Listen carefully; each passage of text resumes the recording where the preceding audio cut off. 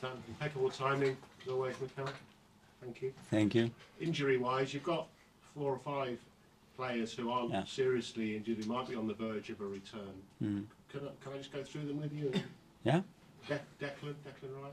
He obviously wasn't available. He had to leave the London Derby, and he hasn't trained yet. We have another session in an hour or two, so we'll have more news about him today. Gabriel Martinelli? Again, he hasn't trained, and we want him back. We need him back, but at the moment he's not been available. Leandro Trossard? Same situation. And Bukayo Saka? Same situation. Would it be a judgment that you make based on what happens today and also based on the fact you've got Lens and then Manchester City coming up as well? No, the assessment is, okay, is he fit enough? Is he done enough to be able to be selected tomorrow? That's the question mark, and so far he hasn't trained with the team. Are some of those nearer than others, or are they all around the same?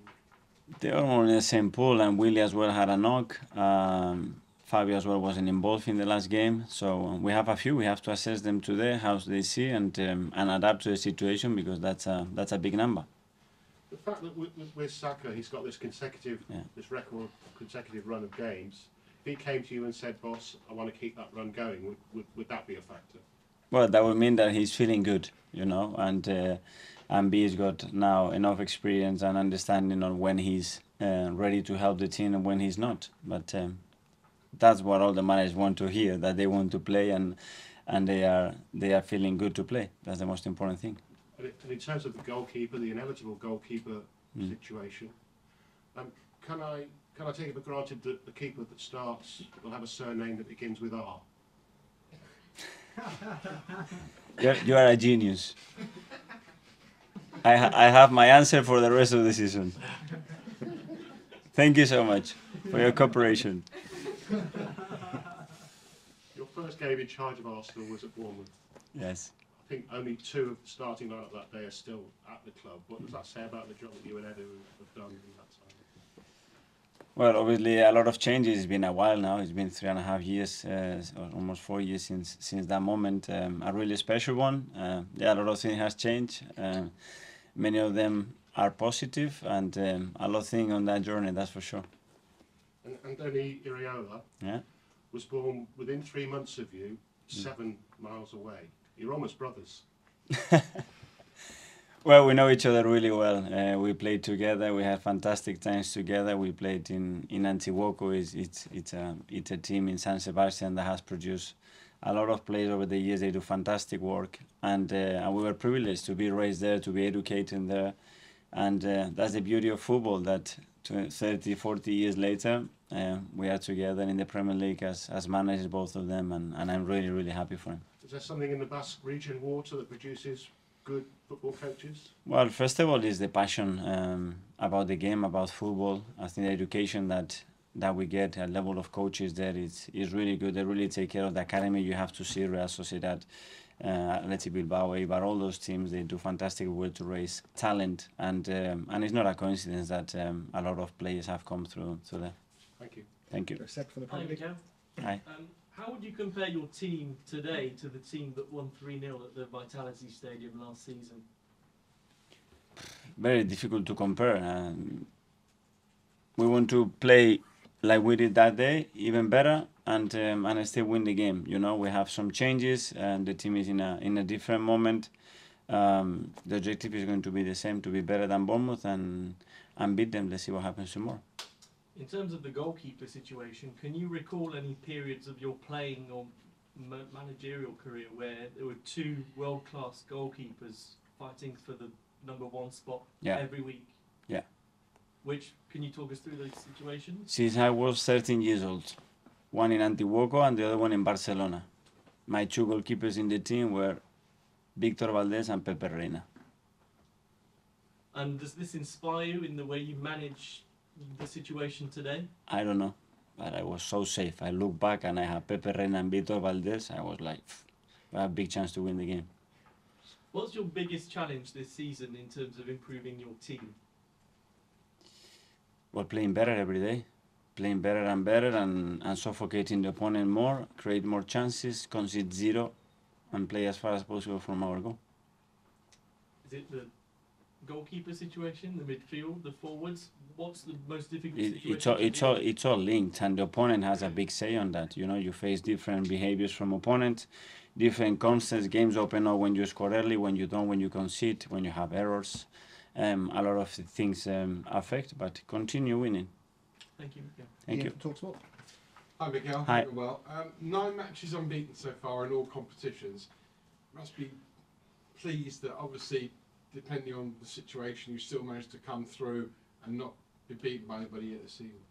For sure, and we have to continue to do that, and that's the mindset that we want every single game. Win in any context, and we had very different contexts throughout the season already, and that's gonna keep changing. And as you can see now, with the amount of situation that we have in the team, with the uncertainty of players, it's going to be even more. Playing every 3 days, having to win, having to compete in 3 different competitions in 7 days, and that's the challenge. And we are up for it. That's for sure. I was at a press conference last week when Mauricio Pochettino said you can't buy confidence in the supermarket. He was saying you have to instill it in the team. How much are you instilling that in the team? How much do the players do it themselves? Well, it's a huge thing, and it is the individual one, and it is the collective one, and then is the one that is external as well, and that confidence obviously transmit to each other. And yeah, playing well and winning matches is always the best thing to do, and we are in a good moment. You've spoken about your friendship with the Bournemouth manager.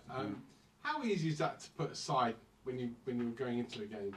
I think very easy. You are in winning mode, compete, get the best out of your team, and get in the battle. And before and after is a different story, especially after, but during there is nothing there. So you'll definitely pop in and see him after the game? For sure, yes. Okay. Can I ask you one final one? Apart from the goalkeeping situation, the only other person that seems to be talked about recently is Kai Havertz, who doesn't seem to, perhaps from the outside, settled in or produced his best form yet. How are you going to get the best out of Kai Havertz?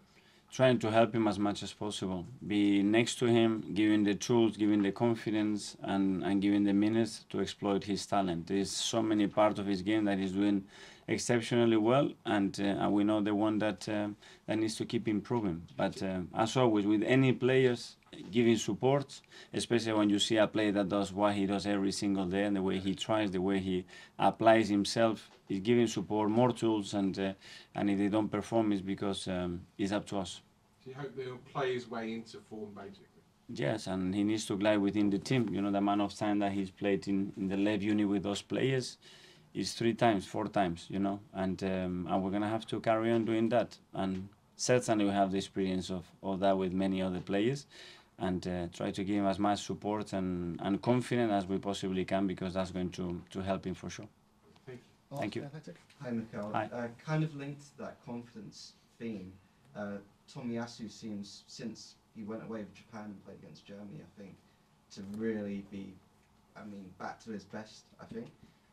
Just how, I guess, important is that, and how have you seen him, I guess, develop over the past few weeks? Yeah. Well, I always said it, I'm really confident. The moment Tommy has consistency, he's going to be a tremendous asset for us. He already is. He can play in any position in the backline, any formation in the backline, and we don't have a player like him. And defending is probably one of the best that I've seen in many situations, and his concept, his principle, the way he applies it, the way he goes into duels, and now he needs a run of game that physically is at his best. If physically Tommy is at his best, we're going to have a player that is going to be so important for us. When you say he's not like any other defender, is Yeah. it just, I guess, someone who's that tall but quite calm as well when he plays? Is that what you're talking about? Yeah, but especially the way he reads danger and the way he resolves urgent situations with a lot of composure, as you said, in the right way.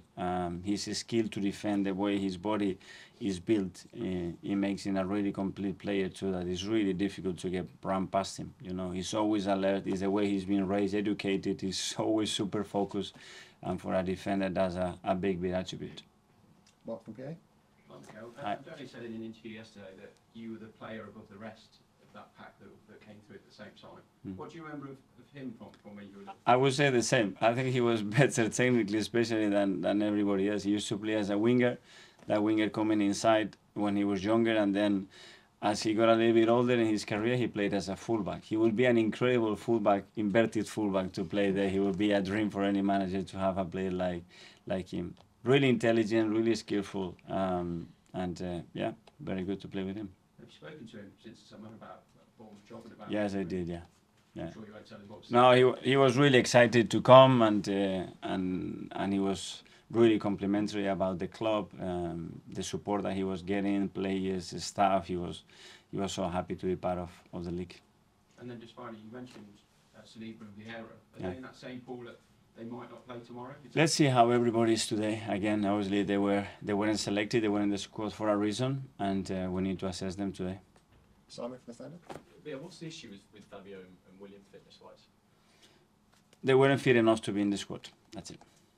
Of those 6, I think it is, have you got hope of any of them being fit for tomorrow? My hope is that everybody is fit and available, because we need them with the amount of games that we have already under the belt in the last 2 weeks, and what is coming in the next 7 to 10 days.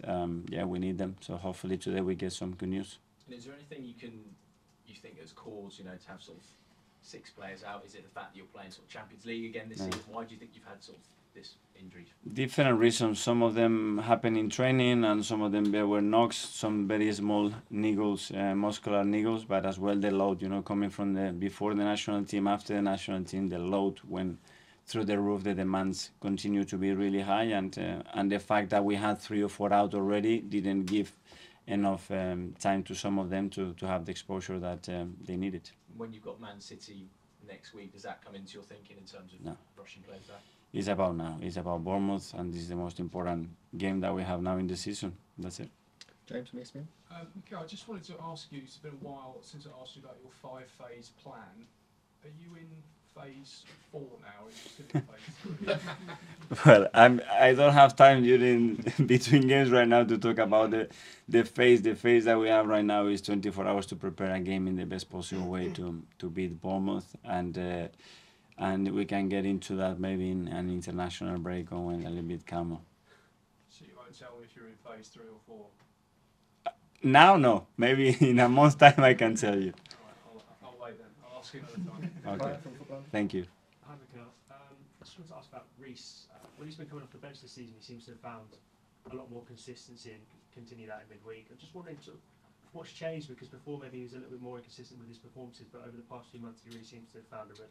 Well, first thing, availability, and to find consistency, you need to be available. And if you miss periods, your peak of form is going to be disrupted, and obviously then you're going to have less chances to play. And now he had an eagle in pre-season, he was out, and now he's come back and he's finding form, and we need him. He has special qualities to play in wide areas in both positions, and especially with the situation we have now with the front players, it's been really important. And obviously he's been coming off the bench primarily. Is that where you see his role mostly as an impact player, or do you think we could also see him starting a bit more like we did in midweek? No, we have to see him starting as well, and we want to have a team that is more unpredictable and has the resources to rotate. They have to become starters as well. If not, it's not enough. On AM, on DAB, via the talkSPORT app and on your smart speaker. talkSPORT.